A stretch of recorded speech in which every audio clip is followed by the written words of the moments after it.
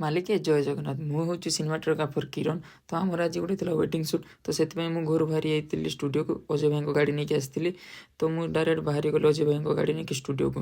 ତ ଷ୍ଟୁଡ଼ିଓରେ ଯାଇକି ମୁଁ ଡାଇରେକ୍ଟ ପହଞ୍ଚିଗଲି। ଷ୍ଟୁଡ଼ିଓରେ କେହି ନଥିଲେ। ତ ତାପରେ ମୁଁ ରୁମ୍କୁ ଗଲି। ରୁମ୍ରେ ଦେଖିଲି ଅଜୟ ଭାଇ ଆସିଛନ୍ତି। ତ କବାଟ ଠକ୍ ଠକ୍ କଲା ପରେ ଅଜୟ ଭାଇ ଆସିକି ରୁମ୍ ଖୋଲିଲେ। ତାପରେ ଆମେ ସତ୍ୟ ଭାଇ, ମୁଁ, ଭବାନୀ ବାହାରି ଗଲୁ ଆମ ଲୋକେସନ୍କୁ। ତ ଆମେ ଯାଇକି ସିଧା ପହଞ୍ଚିଗଲୁ ଲୋକେସନ୍ରେ ପହଞ୍ଚିଗଲା ପରେ ଆମେ ହଳଦୀ ଷ୍ଟାର୍ଟ କରିଦେଲୁ। ଆଉଟଡୋରରେ କିଛି ହଳଦୀ ପାଇଁ ସୁଟ୍ କରିଦେଲୁ ରିଲ୍ସ। ତ ରିଲ୍ସ ସୁଟ୍ କରିସାରିଲା ପରେ ଇନଡୋରରେ କିଛି ବି ସୁଟ୍ କରିଦେଲୁ। ତାପରେ ରାତିର ଷ୍ଟେଜ୍ ପ୍ରୋଗ୍ରାମ ବି ଷ୍ଟାର୍ଟ ହେଇଯାଇଥିଲା। ଦିଦି ବି ହାଇ କରିଦେଲେ। ତାପରେ କିଛି ସମୟ ପରେ ନାଣ୍ଡି ବୃତ୍ତି ଶ୍ରାଦ୍ଧ ବି ଆରମ୍ଭ ହେଇଯାଇଥିଲା। ତ ନାଣ୍ଡି ବୃତ୍ତି ଶ୍ରାଦ୍ଧ ଆରମ୍ଭ ହେବା ଭିତରେ ଡିଜେ ବି ଆସିକି ପହଞ୍ଚିଯାଇଥିଲା, ମାନେ ବର ବି ଆମର ଆସିକି ପହଞ୍ଚିଯାଇଥିଲା। ତ ଆମେ ଯାଇଥିଲୁ ଟିକେ ଡିଜେ ଦେଖିବା ପାଇଁ। ତ ଡିଜେ ଦେଖି ସାରିଲା ପରେ ଆମେ ଡାଇରେକ୍ଟ ଆସିକି ପହଞ୍ଚିଯାଇଥିଲୁ ବାହାଘର ବେଦୀ ପାଖରେ, କାରଣ ବାହାଘର ଷ୍ଟାର୍ଟ ହେଇଯାଇଥିଲା। ତ ବାହାଘର ବେଦୀ ପାଖରେ ଆମର ସମସ୍ତେ ବସିଥିଲେ।